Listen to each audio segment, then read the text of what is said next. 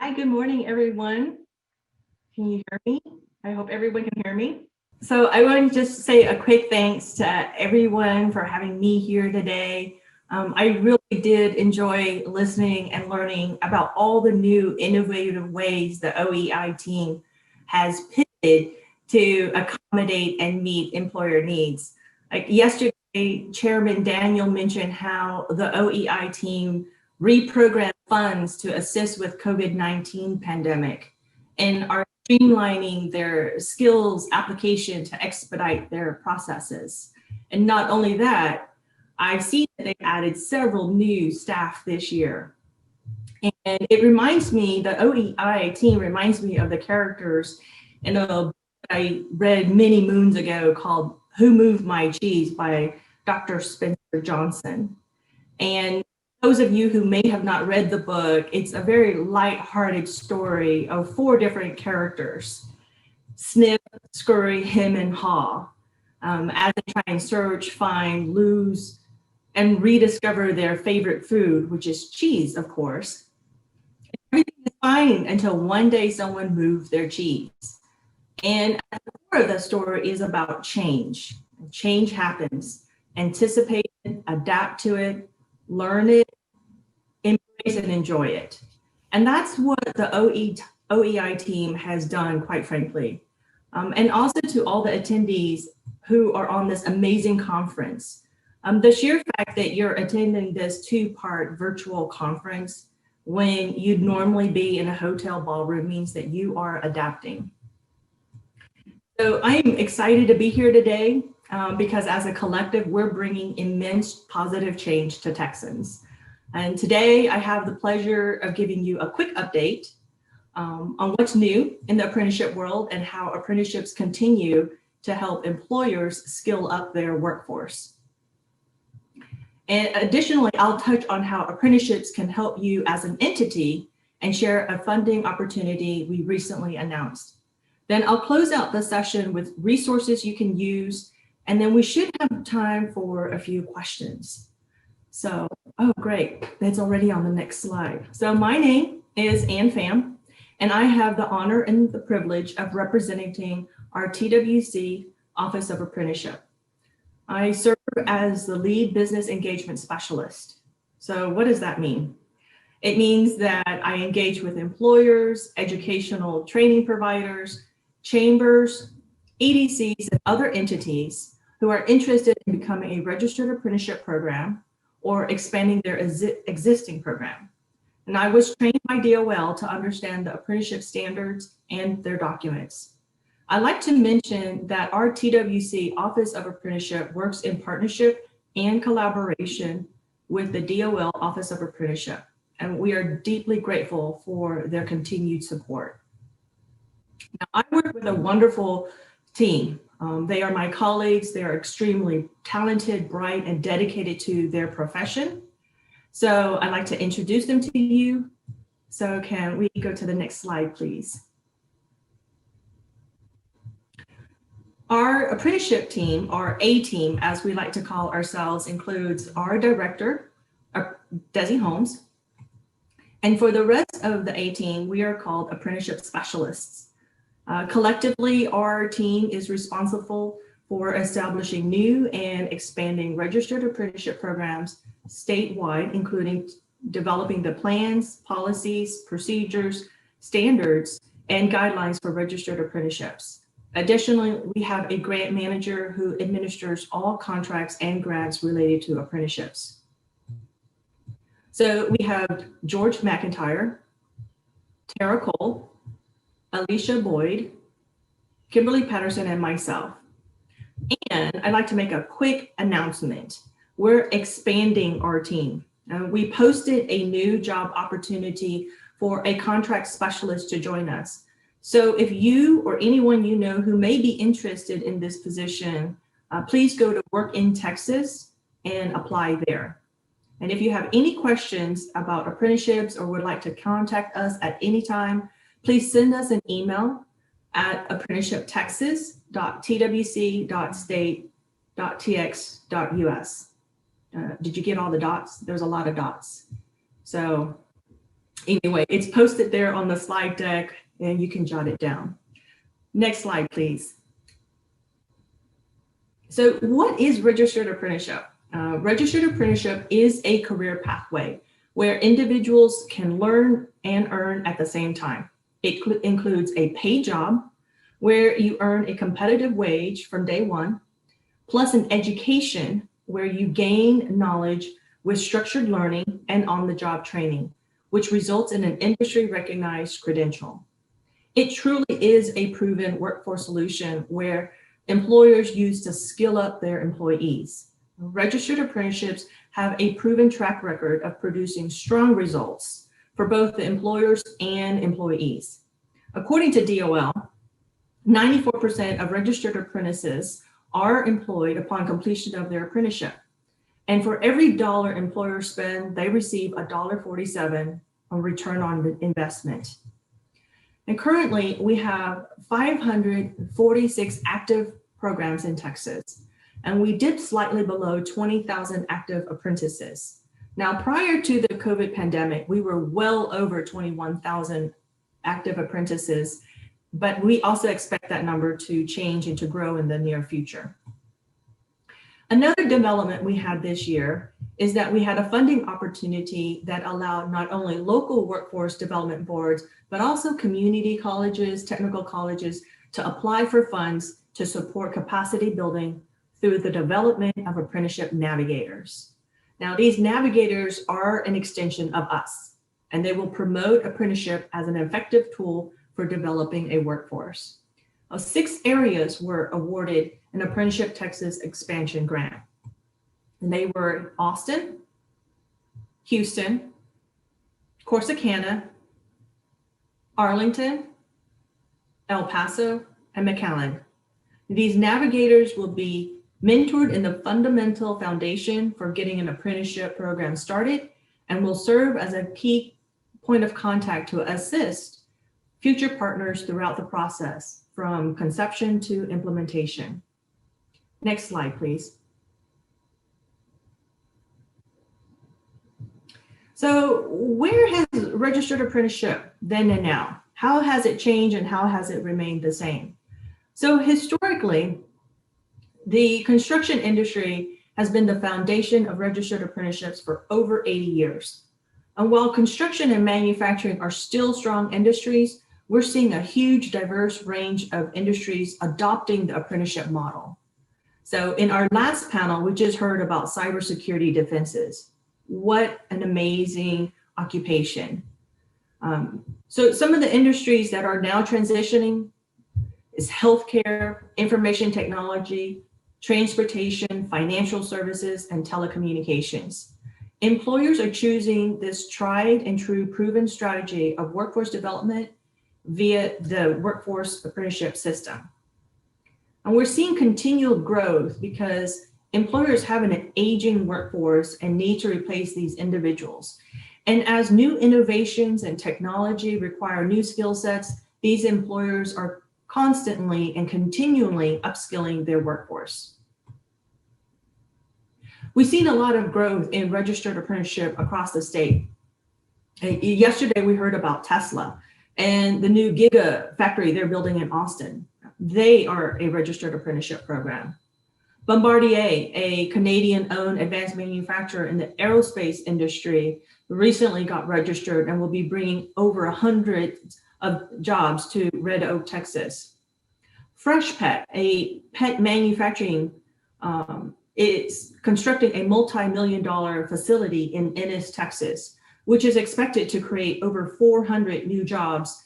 They just submitted their application to become a registered apprenticeship program. And then the Texas A&M Operations Center in Bryan just started a cybersecurity support technician apprenticeship. So as you can see, we're now adopting apprenticeship programs across a wide and diverse occupations and industries. And according to DOL, since 2017, Texas has grown its active apprenticeship numbers. And I just mentioned from 12,000 to almost 20,000. A significant factor in this growth pattern and the development of this is that we have one workforce system. We have built that within our state and with our partners. This type of significant change just doesn't happen overnight. We attribute this success due to many factors, one of which is that TWC has a great executive team and many directors who see and understand the value of apprenticeships. Additionally, we have Chairman Brian Daniel, who is our commissioner representing the public, Aaron Demerson, our commissioner representing employers, and Julian Alvarez, our commissioner representing labor, who provides us with unwavering support. And Commissioner Alvarez is our apprenticeship champion, and it is with his leadership and vision that continues to help us drive that growth in our state. So we want to pause and say thank you to Commissioner Alvarez. So next slide, please. So what's in it for you? Colleges are more than educators. They can also be apprenticeship intermediaries. And obviously they provide the much needed and required related technical instruction for apprentices, but they also provide that didactic curriculum, the courses and modules that are required for all registered apprenticeship programs. So they are a natural fit for apprenticeships and boards. Many of you may not know this, but I am a recovering board staff. I was the principal industry liaison for the Gulf Coast Workforce Board for many years before joining TWC. And I understand the need to meet performance metrics, provide employer services, and be that labor exchange for job seekers. Apprenticeship is just another great tool for your toolbox as you help people get jobs, keep jobs, or get better jobs. Next slide, please. EDCs and chambers. And most EDCs and chambers that I have engaged with focus on how they can increase economic impact, increase business retention, attract new businesses, which hopefully will increase the tax base in the long run. And apprenticeships are a workforce development tool that can help EDCs and chambers to reach these goals and milestones. One of the fundamental tenets of SBAs is to help provide capital for existing and emerging businesses. Using apprenticeships as a resource to help these businesses expand or build their companies is a great way to ensure that the businesses stay viable and has the sustainable means to thrive. Next slide, please. Oh, our favorite topic, funding opportunities. So TWC recently announced the availability of $10 million in Apprenticeship Texas expansion grants to support efforts that model engagement strategies among identified occupations, industry-led employers, and education and training institutes. In providing this funding opportunity, we are casting a wider range of eligible applicants, specifically local consortia. We are allowing for regional collaboration and opportunities to identify and address common community issues, challenges, and needs. TWC will make awards to consortia first, and individual applicants will be awarded with remaining funds. Awards will range between $500,000 to $2 million. The eligible applicants are local workforce development boards, community and or technical colleges, or a consortia, which is defined as a collaboration between a board and one or more community and or technical colleges. This grant program will support apprenticeship expansion through the establishment or the continuation of an apprenticeship navigator. It will also increase the number of new apprentices, establish new registered apprenticeship programs, and expand existing registered apprenticeship programs, either by adding new occupations or adding new apprentices. Now, since the $10 million of Apprenticeship Texas expansion grant is an active RFA, I cannot answer any questions about it. However, I do encourage eligible applicants to read the announcement on Texas Smart Buy. And if you need assistance finding that announcement, feel free to send us an email at apprenticeshiptexas@twc.state.tx.us, and then we'll send you the RFA posting. I do also want to remind everyone that the application close date is January 2021. Now, while it's still in development, we are planning to announce several additional funding opportunities next year, which will be focusing on IT-related occupations and industries, along with a pre-apprenticeship announcement. Next slide, please. So DOL offers great marketing materials and collateral. There are several quick start toolkits and a very comprehensive search engine to locate registered apprenticeship programs in any state. And just go to apprenticeship.gov, and DOL just recently launched a campaign called Discover Apprenticeship to raise awareness of the benefits of registered apprenticeships and increase participation by business leaders and job seekers nationwide. And then for more information about statewide apprenticeships, please visit our website at apprenticeshiptexas.com. For more information on how to become an apprenticeship program, there are some tools and resources listed on our webpage, and then you can also listen to past webinars and town halls that we've hosted. And the last tool that I want to share with you is called My Next Move. This site is a wonderful tool for educators, students, and job seekers who are interested in learning more about specific occupations, what the skill sets and education are required, and what the typical and/or average wages scales are for those occupations. And last but not least, you can always contact us at Apprenticeship Texas at twc.state.tx.us. Next slide, please.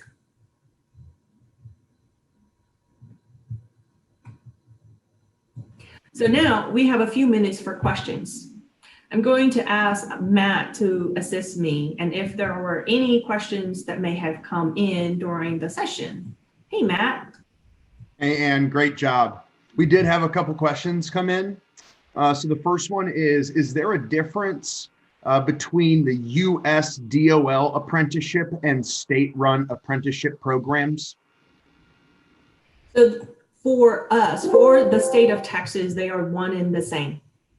Perfect. What we do, as I mentioned earlier, that we work in collaboration with our Department of Labor Office of Apprenticeship.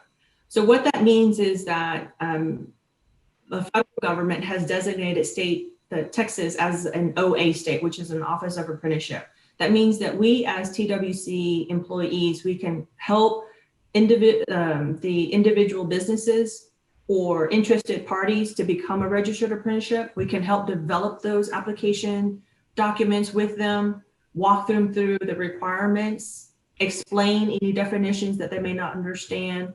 And then what we will do is we would hand that application over to DOL. So in our state, only the Department of Labor has the authority to certify and approve registered apprenticeship programs. Great. The next one is, can the consortium be with a local board or a different entity than a college?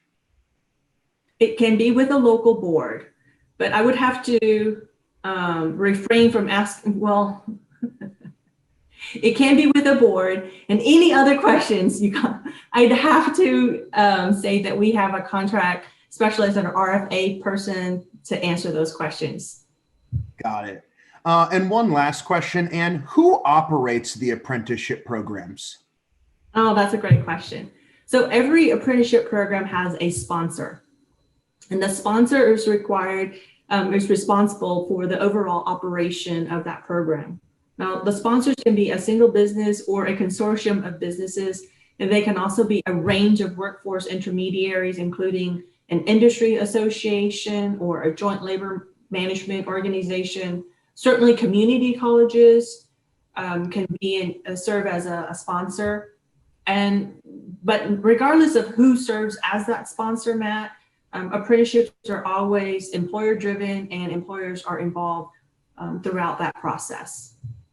Got it. Can apprentices earn college credit while participating in an apprenticeship program? The short answer is yes, it's very possible. So apprenticeship opportunities combine on-the-job training and job-related instruction, which can be provided by apprenticeship training centers, technical schools, community colleges. Apprenticeship sponsors often work directly with 2- and 4-year colleges to structure that program so that those apprentices can earn college credits. Awesome. And Ann, it looks like we have one last question. For these apprenticeship programs, how long do they typically last? The length of an apprenticeship program depends on that complexity of that occupation and that type of program model that the program sponsor chooses. Apprenticeship programs can range in length between 1 to 5 years. Many occupations have 1- and 2-year apprenticeships, such as like the emergency medical technician or a medical billing coder occupation, or maybe even a home healthcare aide. Those are some occupations that are shorter in duration now. Sorry, Ann, it looks like we had another question come in, and I don't want to bump too much into the RFA, so you let me know. Can the consortiums include local unions? Okay, I am going to defer that to the RFA team. I will get my hand slapped if I answer this. Okay, perfect. Well, Ann, great job. I think that's all the questions we have at the moment. Yeah, what I'm going to do though is I'm going to actually post after this session is post in the chat box a link to the RFA so that anyone who's interested may go directly to that link. Also on that link is our contact information. There is a person from the RFA team. If you have very specific questions, please send those questions only to that RFA contact person. So I think we're almost right at our time. We might be finishing a couple of minutes early. But in closing, I really want to say thank you to the OEI team for including me, for having me today. And then thank you for attending, everyone out there for attending today's session. I also want to make a plug for Michael Britt. Please be sure to come back after the break to hear from Michael Britt as he gives us a legislative update. And that will conclude it. I will give you a couple of minutes back on your time so you can have a longer coffee break.